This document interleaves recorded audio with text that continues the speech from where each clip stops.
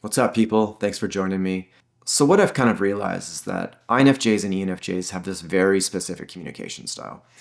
INFPs and ENFPs, the other NF types, have a very different communication style. And the reason why I really like personality theory stuff is that it allows me to figure people out, understand them, and kind of adapt my expectations. But also, if somebody's doing something that is so drastically different than what I would do, rather than just assume they don't like me or they're ditching me or they're ghosting me, it gives me an opportunity to try to understand them. I think that's what I love about personality theory is it allows me to let people off the hook. It allows me to give space to people to be who they are. I know how I am, and the reality is, I think, is that I am quite different from a lot of people, and that's become more and more clear over my life, and I'm getting to the point where I'm accepting that and making peace with it. And I think the personality theory stuff has allowed me to do that. So Lexi and I had this situation happen, and we think he's an INFP. And it was very confusing, and we spent weeks sort of talking about this, trying to figure out what in the world was going on. Because it seemed to us there was this massive contradiction between actions and words. And I actually was talking about this with my friend Denzel, and he actually makes MBTI videos too. And he sent me a link to an interview he did with an ENFP named Heidi. Maybe you know her.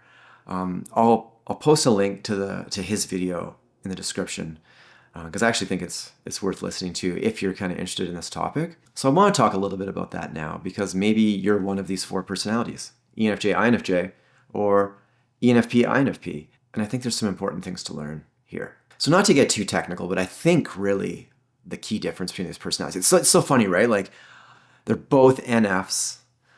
INFP, INFJ, they're like the introverted, intuitive feelers. And it seems like, we should all be pretty similar.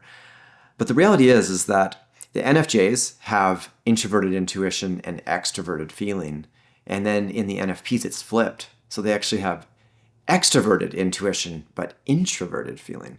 And maybe to the outside, that doesn't seem like that big of a deal. But I think this is really manifesting, communication styles in drastically different ways.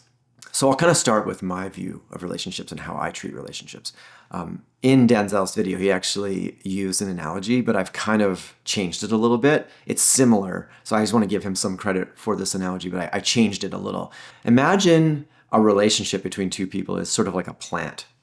And, you put the plant in the window and you have to give it water. And, you can actually leave it. Let's say it's like a low maintenance plant of some kind. You can actually just leave it for a week, right? And it'll probably be fine. You don't water it. But now maybe it starts to look a little rough. Okay, you give it some water. It freshens itself up, right? I think relationships are like this. So there's two people kind of creating this plant. The NFJs view it as a thing that needs maintenance. So if you don't water the plant, it dies. And that's essentially how I've always viewed relationships. So if we're close friends, well, then there has to be a certain level of maintenance, I guess, to justify calling each other friends. If we don't talk for 6 months, for example, it's okay, well, I'm not going to say we're not friends, but it's getting to the point where there's questions, right? Maybe we're actually just acquaintances. Maybe we're not real friends. We're certainly not close friends because I feel like close friends, don't just not talk to each other. Kind of how I view it. So it's like that plant. It's like it needs water. If one person just leaves, well, now what? It's the other person's job to kind of maintain it. And so I find a lot of times with these types of dynamics, I feel like I end up carrying relationships. So it's like I'm the one reaching out. I'm the one finding out how they're doing. I'm the one offering support and care. I see they're going through a hard time. Well, I reach out and I support them. Or maybe I go to them. I drive to them or whatever. And something that kind of happens is that I've noticed is that if I start to feel like I'm the one carrying a relationship, I'm the one watering the plant. I'm the only one. So here's this relationship and only one of us is watering it.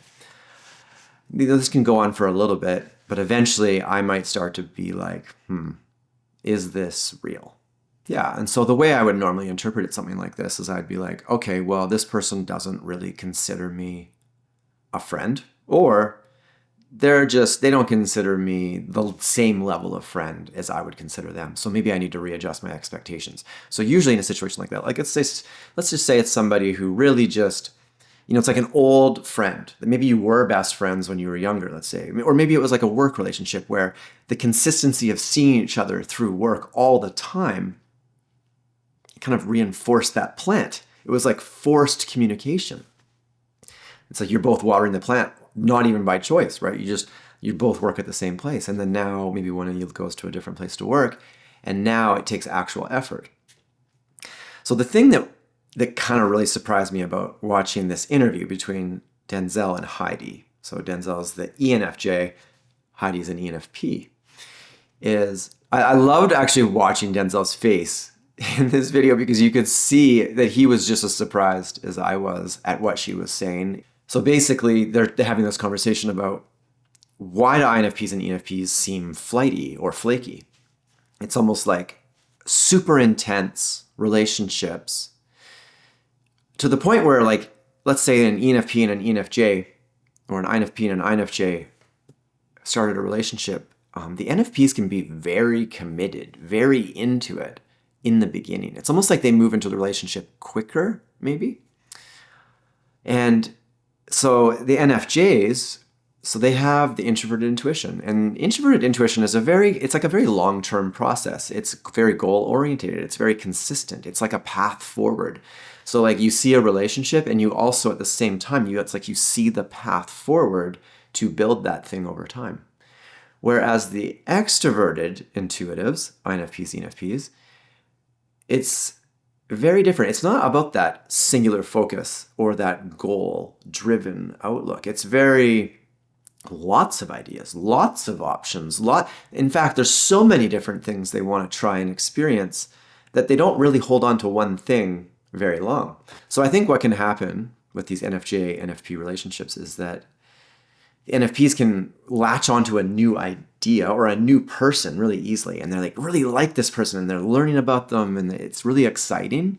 And the NFJ interprets that as, wow, this person really likes me. They want to have this long-term relationship with me.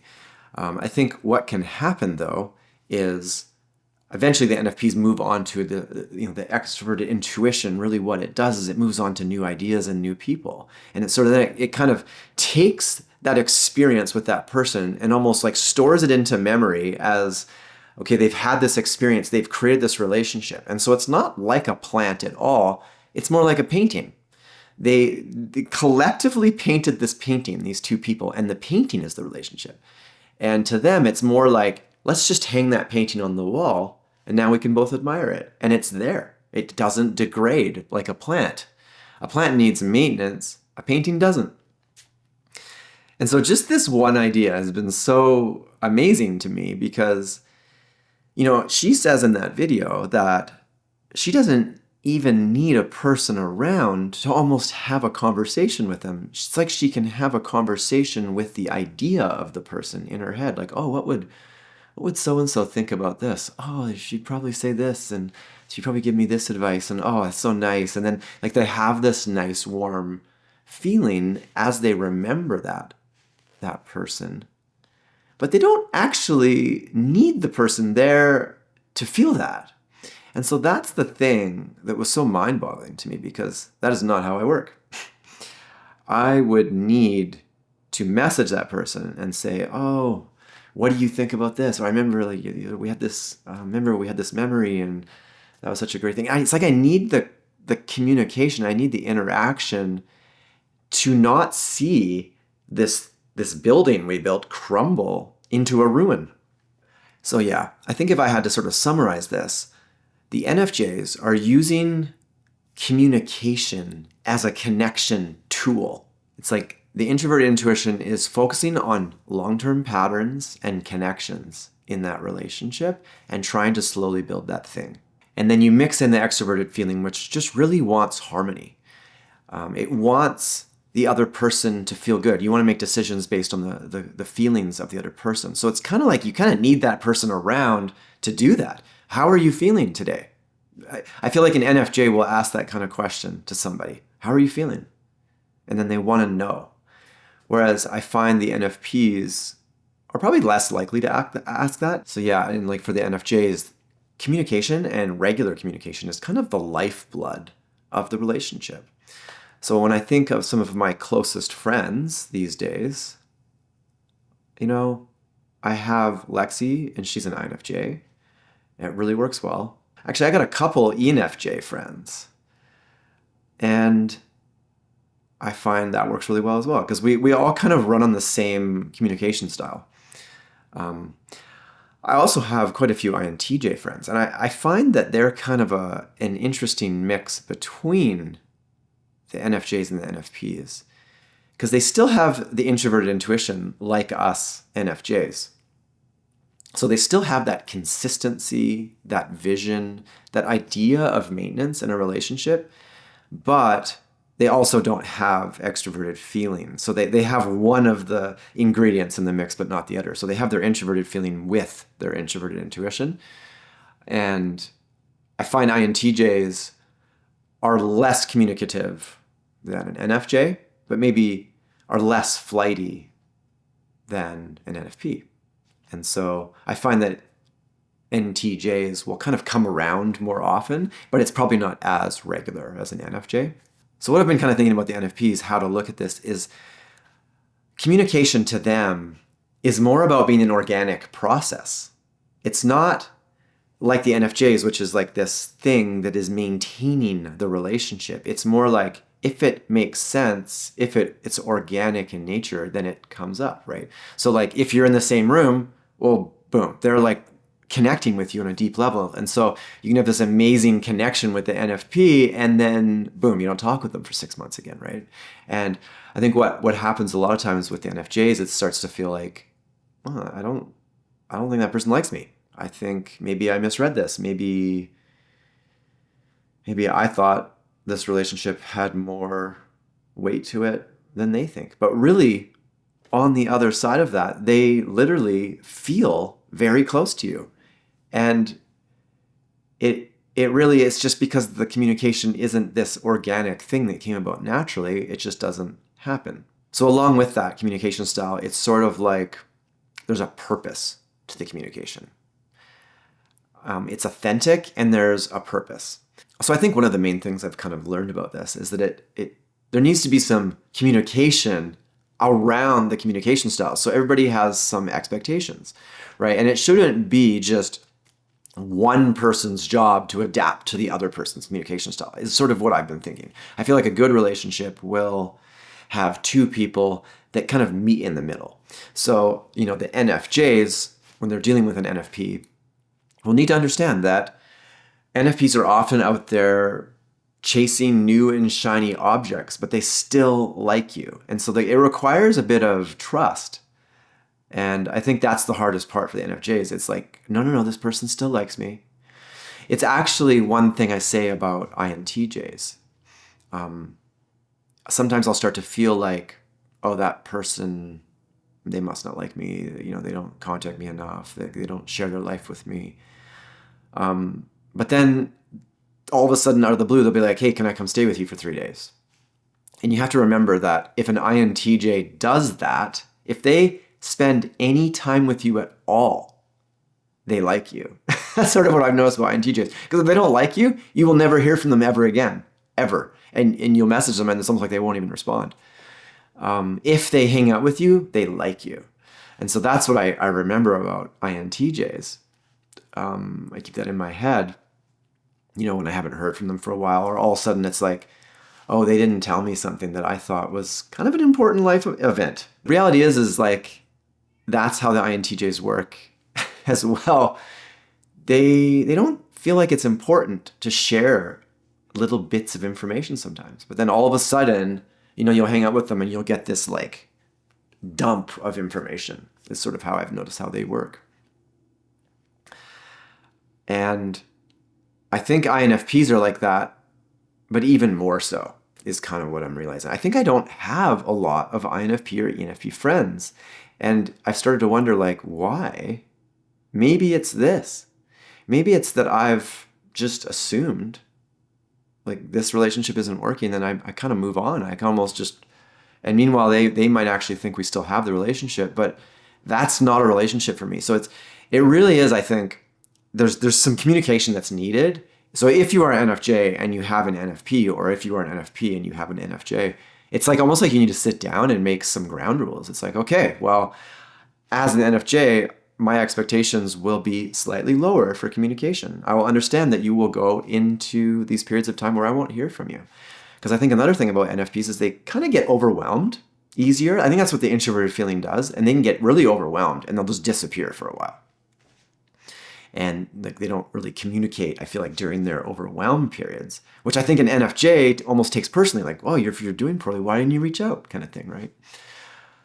So NFPs need to communicate this to their NFJs, like, this is how I work. And NFJs need to communicate to the NFPs to be like, hey, so just so you know, this is what I need. I need a check-in every so often to let me know you're doing all right, to let me know that we still got this relationship going on. But, at the same time, I think that's going to create a little bit of stress for both parties. And I think that's sort of the unfortunate reality of this, is the NFP might find that slightly restrictive, I think. And the NFJ might find it slightly dissatisfying, like it's thin. So yeah, it could create some tension, but maybe with a couple mature people, it'll be okay. So anyway, that's about all I have to say for today. Yeah, it's funny because I was kind of feeling like, oh, I don't really have enough to say. I don't really know what I'm going to say in this video. I hadn't done enough research, but I sat down and I talked, and hopefully people get something out of it. All right, people. Thank you so much. Have a great day.